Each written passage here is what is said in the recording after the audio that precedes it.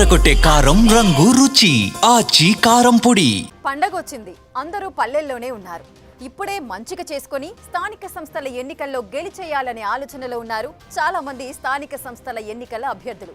కానీ ఇప్పుడు వారంతా అడుగు ముందుకు వేయలేక, అలాగని వెనకడుగు వేయలేక తెగ సతమతమవుతున్నారట.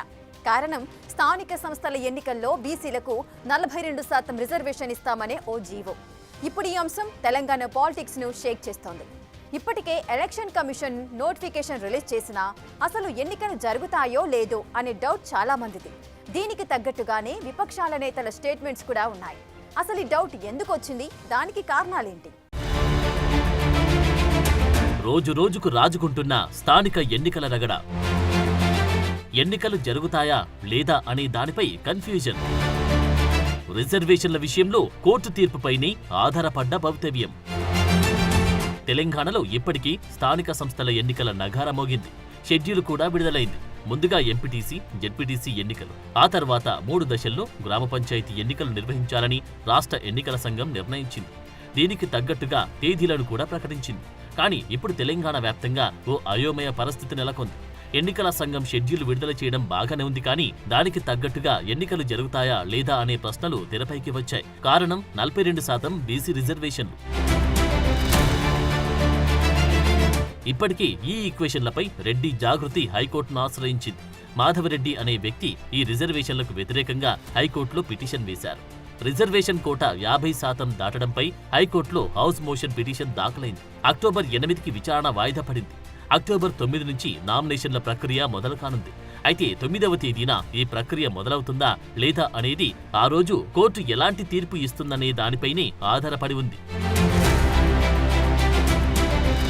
నిజానికి బీసీలకు 42% రిజర్వేషన్ల బిల్లు గవర్నర్ దగ్గర పెండింగ్లో ఉంది. సుప్రీంకోర్టు తీర్పేమో రిజర్వేషన్లు 50% మించకూడదని చెబుతోంది.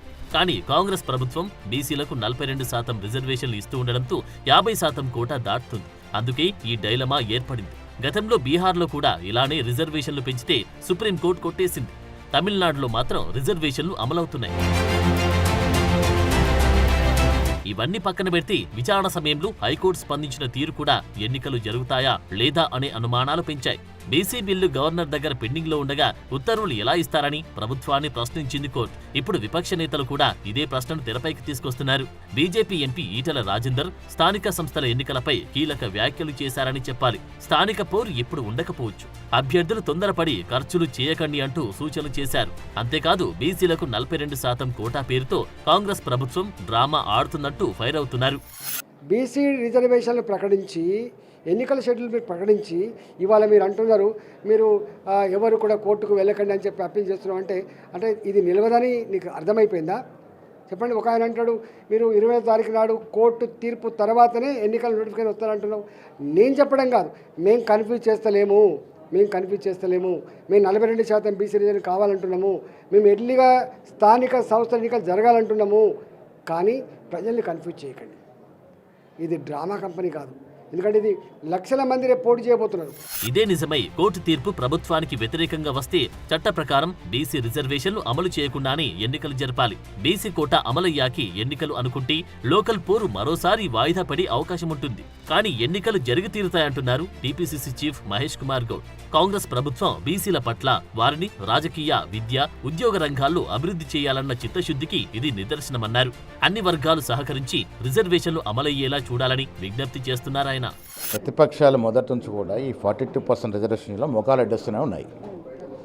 దురదృష్టవశాత్తు ఏంటంటే బీజేపీలో ఉన్న బీసీ నాయకులు కానీ, బీఆర్ఎస్లో బీసీ నాయకులు కానీ చిత్తశుద్ధి లేదు. ఇలా కాంగ్రెస్లో రేవంత్ రెడ్డి గారు అగ్రవన చెంది కూడా కుర్ల సర్వే చేయిస్తాడు, 3 చట్టాలు తేగలుగుతాడు, ఆర్డినెన్స్ ఇవ్వగలుగుతాడు, మళ్ళీ ఒక జీవో ఇవ్వగలుగుతాడు. కానీ ఆ పార్టీలో బీసీ నాయకులకు ఆ చావలేదు, చిత్తశుద్ధి లేదు, ఐక్యత లేదు. అంతేకాదు విపక్షాలు ప్రజలను కావాలనే కన్ఫ్యూజన్ కు గురి చేస్తున్నాయంటూ ఫైర్ అవుతున్నారు. ఎన్నికల్లో గెలిచే సత్తా లేక కోర్టులకు వెళ్తున్నారని, ప్రజలను డైవర్ట్ చేస్తున్నారంటూ ఆరోపిస్తున్నారు మహేష్ కుమార్ గౌడ్. రిజర్వేషన్ విషయంలో ప్రభుత్వంలో కానీ, ముఖ్యమంత్రి కానీ, మేము కానీ, మంత్రులు కానీ ఎక్కడ ఇన్వాల్వ్ కాలే. మా ప్రమేయం లేకుండానే టెక్నికల్గా ఏ రకంగా ఉంటే ఆ రకంగా రిజర్వేషన్ ఇవ్వని ఆదేశం జరిగింది. ఆ రకంగా రిజర్వేషన్ వచ్చాయి. కొన్ని చోట్ల మా సీనియర్ నాయకులకు అవకాశం రావాల్సిన చోట అవకాశం లేకుండా పోయింది. వారిని ఏదో రకంగా అడ్జస్ట్ చేస్తాం, ఏదో రకంగా వారిని ఆదుకుంటాం. హైకోర్టులో వేసిన పిటిషన్ను ఉపసంహరించుకోవాలని పిటిషనర్కు బీసీ సంఘాల తరపున విజ్ఞప్తి చేశారు మంత్రి పొన్నం ప్రభాకర్. బీసీలకు 42% అసెంబ్లీ ఆమోదించిన బిల్లుకు సంపూర్ణ మద్దతిస్తున్నట్లు హైకోర్టులో అఫిడవిట్ సమర్పించాలని అన్ని పార్టీలకు విజ్ఞప్తి చేశారు. 50% మాట్లాడేటోళ్లకు ఒకసారి దేశంలో ఉన్న ప్రతి రాష్ట్రంలో రిజర్వేషన్ల శాతాన్ని గమనించండి. 70, 80, 60, 90% రిజర్వేషన్లు వివిధ రకాలుగా ఉన్నటువంటి పరిస్థితుల్లో 50% క్యాప్ అనేది ఆయా రాష్ట్రాలకు ఉన్నటువంటి ప్రామాణికమైన సర్వే, అక్కడ నివసిస్తున్న జనాభాలకు ఆధారంగా ఉంటుంది అనేటువంటి అనేక తీర్పులు ఉన్నాయి. వాటిని ఆధారంగా మా యొక్క ప్రయత్నాన్ని మేము కొనసాగిస్తాం. ఏదేమైనా ఇప్పటికే గ్రామాల్లో స్థానిక సంస్థల ఎన్నికల ఫీవర్ మొదలైంది. చాలా గ్రామాల్లో సర్పంచ్ అభ్యర్థులు తామే అని చాలా మంది నమ్మకంగా ఉన్నారు. ఇప్పటి నుంచి ప్రజలను మచ్చిక చేసుకునేందుకు ప్రయత్నాలు ప్రారంభించారు. దీనికోసం ఖర్చు పెట్టడం కూడా ప్రారంభించారు. కానీ మరి వారి ఆశలు, ప్రభుత్వ లెక్కలు నిజమవుతాయా తప్పుతాయా అనేది అక్టోబర్ 8న తేలనుంది. ఇదంతా ఒకవైపు అయితే ఇప్పటికే వచ్చిన రిజర్వేషన్లు కూడా ఇప్పుడు మరో కొత్త వివాదానికి తెరలేపాయి. ఎస్సీలున్న చోట ఎస్టీలకు, ఎస్టీలున్న చోట బీసీలకు, అసలు ఒక్కరు కూడా లేని ఓసీలకు రిజర్వేషన్లు. ఏంటిది అనుకుంటున్నారా? లేటెస్ట్ గా రిలీజ్ అయిన అభ్యర్థుల రిజర్వేషన్ పంచాయతీ ఇది.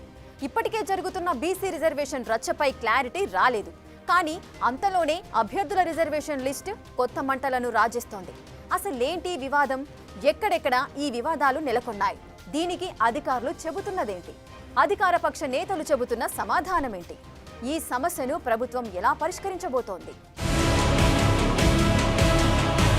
స్థానిక సంస్థల ఎన్నికల్లో 42% బీసీల రిజర్వేషన్ల వివాదం ఒకెత్తైతే, మరోవైపు ఇప్పటికే నిర్ధారించిన రిజర్వేషన్లపై మరో రగడ మొదలైంది. గ్రామస్థాయి నుంచి జెడ్పీ స్థానం వరకు ఇప్పటికే రిజర్వేషన్లను ఖరారు చేశారు. అయితే చాలా ప్రాంతాల్లో దీనికి సంబంధించి వివాదం నెలకొంది. రాజన్న సిరిసిల్ల జిల్లాలో రిజర్వేషన్ రగడ కొనసాగుతుంది. వీర్నపల్లి మండలం మద్దిమల్ల తండా రిజర్వేషన్ తప్పుగా జరిగిందని కలెక్టర్కు గ్రామస్తులు ఫిర్యాదు చేశారు. గ్రామంలో 100% ఎస్టీ జనాభా ఉంటే సర్పంచ్ బీసీకి రిజర్వ్ అయిందని కంప్లైంట్ ఇచ్చారు. బీసీలే లేని చోట వారికి ఎలా రిజర్వ్ చేస్తారని మద్దిమల్ల తండా వాసులు ఆవేదన వ్యక్తం చేస్తున్నారు. ఉమ్మడి ఖమ్మం జిల్లాలో కూడా స్థానిక సంస్థల రిజర్వేషన్ల పంచాయతీ మొదలైంది. ఖమ్మం జిల్లా కూసుమంచి మండలంలో ఎక్కువగా ఎస్టీలున్నారు. అయితే ఎన్నికల అధికారులు మాత్రం ఇక్కడ బీసీ రిజర్వేషన్ కల్పించారు. 98% ఉన్న లంబాడాలను కాదని బీసీలకు ఎట్లా కేటాయిస్తారని ప్రశ్నిస్తున్నారు. కూసుమంచి మండలం ధర్మతండాలో 451 మంది ఓటర్లుంటే అందులో 449 మంది ఎస్టీలు ఉన్నారు. కేవలం 2 ఉన్నందుకే బీసీని ఎలా కేటాయిస్తారని ఆందోళన వ్యక్తం చేస్తున్నారు.